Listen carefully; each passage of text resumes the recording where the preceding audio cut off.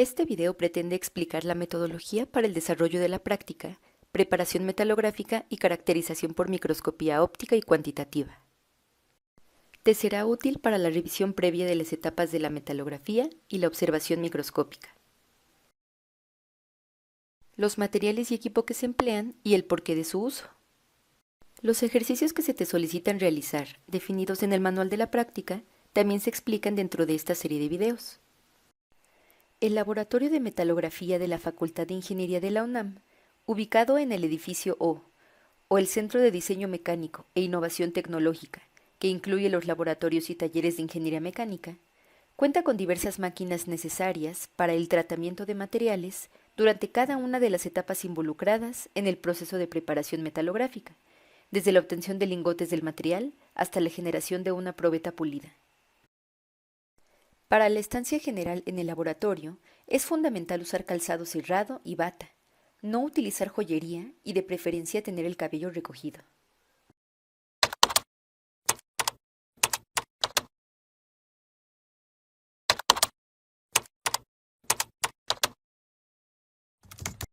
La manipulación de los hornos se debe realizar con sumo cuidado, evitando el contacto directo con las manos y utilizando siempre guantes de carnaza, bata, polainas y careta.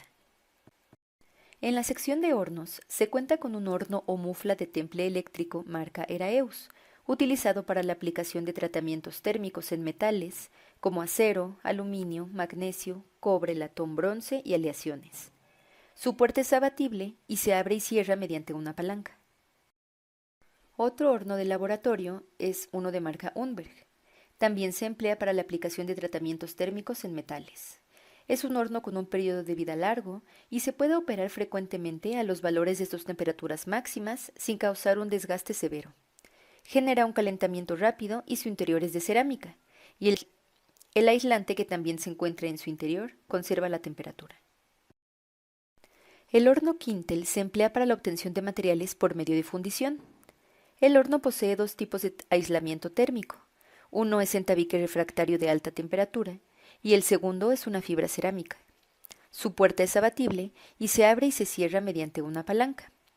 Es muy importante no tocar la puerta en ningún momento durante la manipulación de la máquina, aun si se usaran guantes de carnaza. Mediante las perillas se ajusta el nivel de temperatura de trabajo.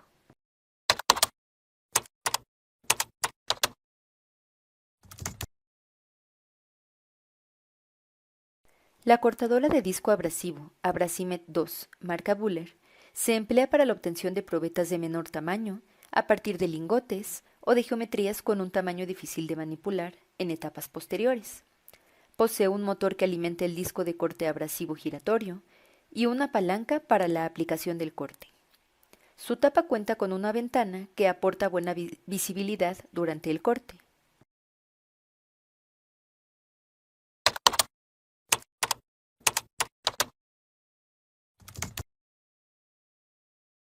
Para la etapa de desbaste, el laboratorio ofrece desbastadoras manuales Handymet 2, marca Bühler, así como desbastadoras de banda que ofrecen la capacidad de desbastar rápidamente una muestra en el área de interés deseada. También ofrece desbastadora manual de doble banda.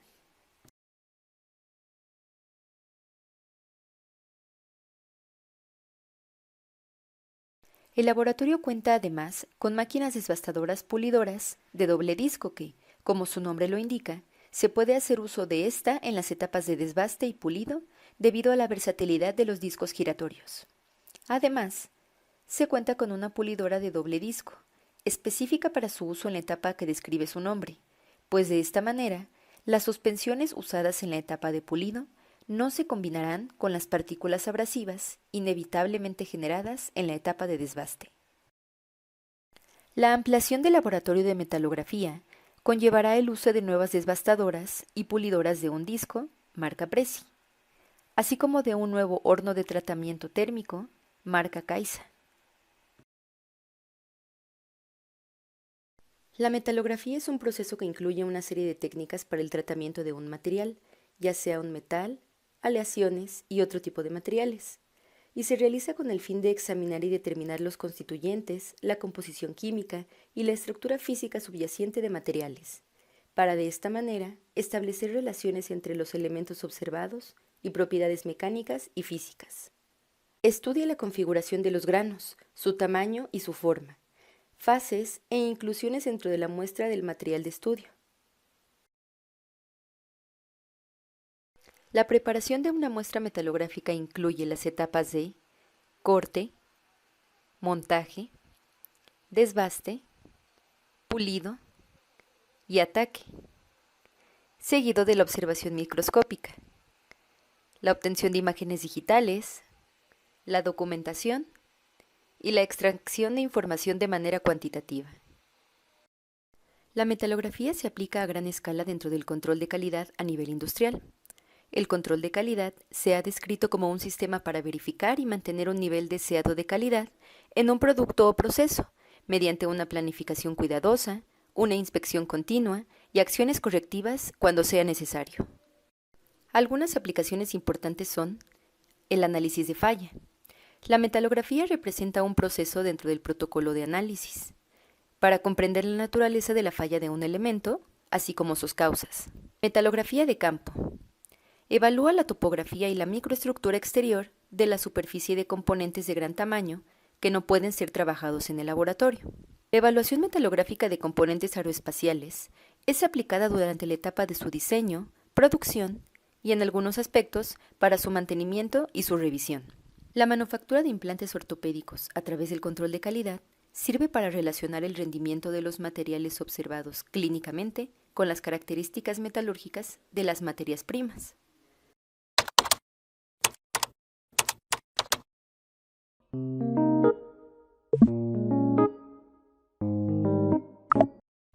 El elegir el método para la selección de una muestra sujeta a una posterior preparación metalográfica debe realizarse cuidadosamente y considerar aspectos como el número, la posición y orientación del componente de prueba.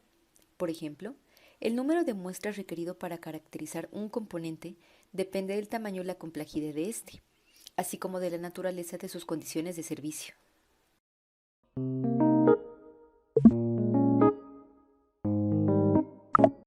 El corte abrasivo convencional que se usa en laboratorio es el método más popular para el corte metalográfico de rutina, por ser rápido, económico y preciso. Se usa un disco rotativo de corte relativamente delgado en una máquina de corte abrasivo. La que se muestra se encuentra en el laboratorio de recubrimientos y es específicamente una cortadora de precisión. Lo primero que se debe hacer es asegurarse de que el disco esté bien ajustado y que haya agua en la parte interna de la máquina, que se usará como lubricante. A continuación, se debe colocar la probeta en el dispositivo de sujeción, de tal manera que se realice el corte en la zona de conveniencia, por lo que como primer paso se debe seleccionar un plano de corte y como segundo, se debe ajustar suficientemente la pieza con las mordazas de la máquina, para evitar que se desplace o caiga durante el contacto con el disco de corte. Se enciende la máquina y se debe posicionar la pieza sobre el disco de corte. Lo anterior se logra mediante el control de la longitud de corte con la rueda manual.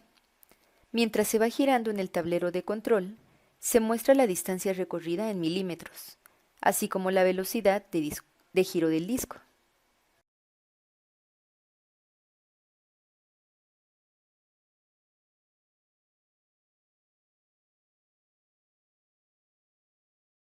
Una vez posicionada la pieza sobre el disco, se cierra la tapa y se baja el brazo de la máquina para comenzar a cortar. Se debe controlar cuidadosamente la velocidad de alimentación, esto es, el acercamiento de la pieza hacia el disco, que deberá ser suave y lenta para evitar dañar la superficie de la muestra y la generación excesiva de calor.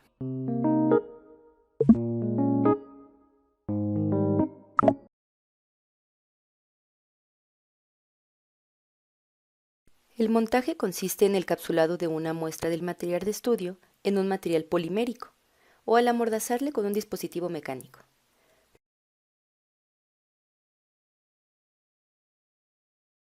Los aparatos que se emplean para el montaje y encapsulado son prensas metalográficas de montaje, como la de la izquierda, que pertenece al laboratorio de recubrimientos, y la de la derecha, al laboratorio de metalografía. Ambas se encuentran en el edificio o el edificio de laboratorios de ingeniería mecánica. Contienen moldes de montura para laboratorio y pueden producir montajes redondos con diámetro de generalmente 1, 1 1/4 o 1 1/2 de pulgada, mientras que su altura varía de entre 1/2 a 3/4 de pulgada.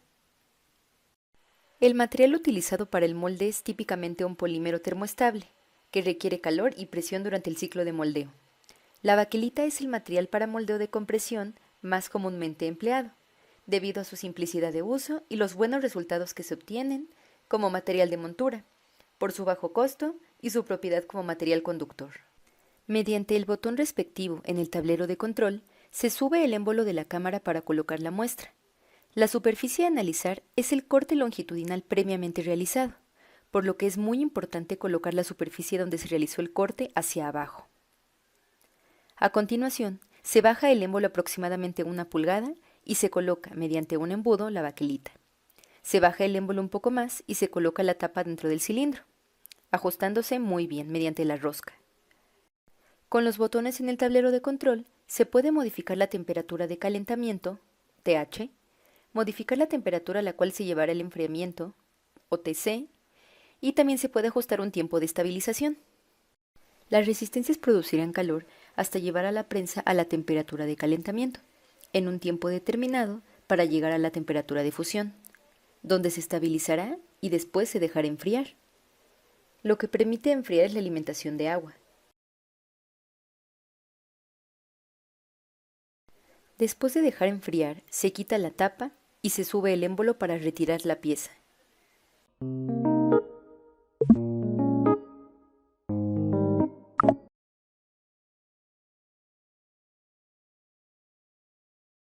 El desbaste se realiza mediante papel de lija abrasivo, que generalmente se moja con agua destilada o agua corriente, para disminuir el daño por el calor generado debido a la deformación del material al ser desbastado y que podría alterar la microestructura. Generalmente se inicia generando a la muestra un desbaste grueso, es decir, con un papel de lija de grano grueso, e ir avanzando sucesivamente hacia lijas de grano más fino. El grano grueso indica un diámetro de grano mayor a un grano fino. Es fácil de observar en el papel abrasivo que, generalmente, es de carburo de silicio debido a su alta dureza.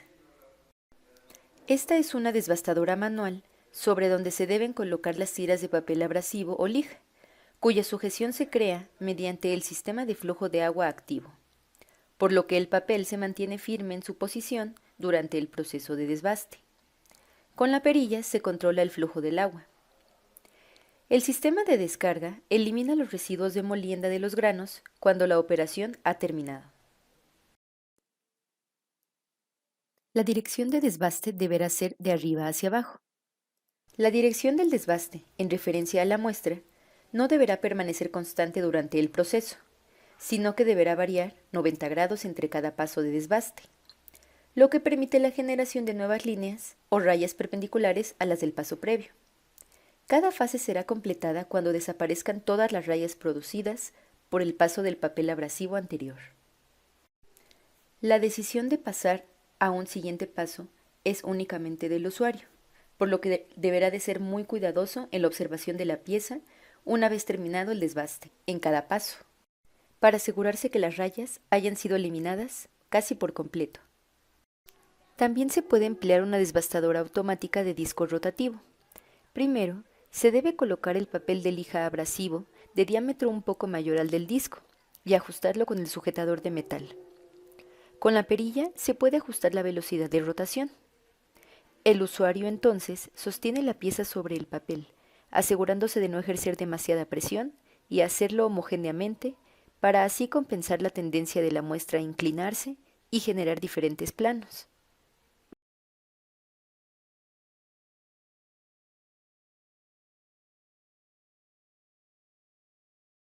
Una vez revisada la pieza, se inserta un nuevo papel de lija abrasivo de grano más fino.